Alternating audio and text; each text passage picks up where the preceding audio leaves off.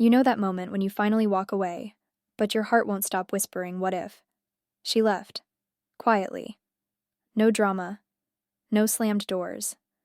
Just keys in her pocket, footsteps on the pavement, and silence. Until her phone buzzed. You don't deserve to be invisible. No name. No context. Just words that hit deeper than they should have. She stood still under the streetlight, blinking at the screen. It could have been a mistake, a wrong number, a ghost from the past. Or someone who actually saw her. After all these months of fading into someone else's shadow, the message felt like light. But could she trust it?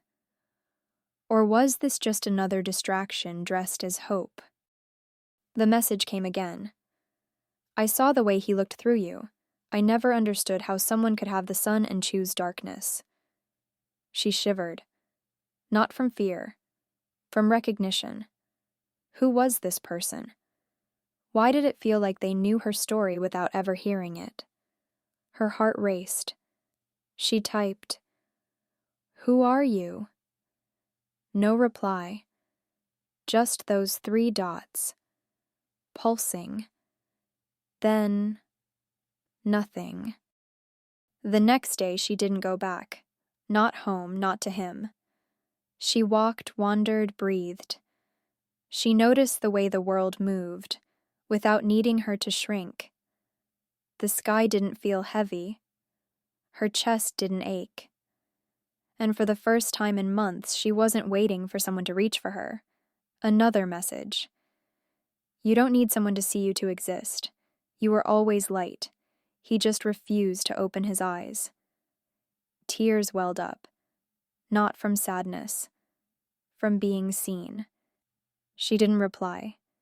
She didn't need to. Because, suddenly, the silence felt full. Not empty. The 3rd day she booked a train. Not to escape, but to begin.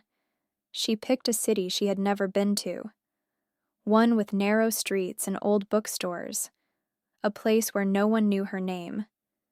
But where she would finally hear her own voice again. She left her phone on airplane mode. Not to cut off connection, but to reconnect with herself. In a quiet cafe tucked between ivy-covered walls, she sat alone and smiled. Not because she was waiting for someone, but because for once, she wasn't. The waitress asked if she was meeting anyone. She shook her head. No, just me, and it was enough. Healing didn't look like a big transformation.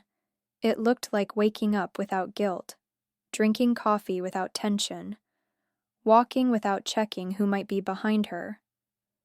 Freedom wasn't a feeling. It was a quiet fact.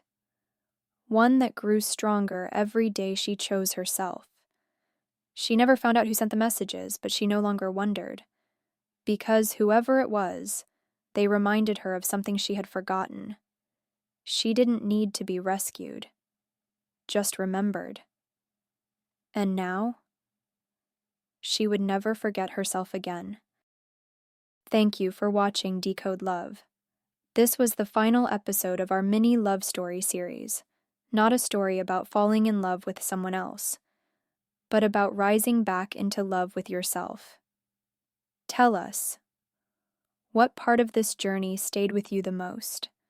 Subscribe for more stories about healing, heartbreak, and the kind of love that begins within.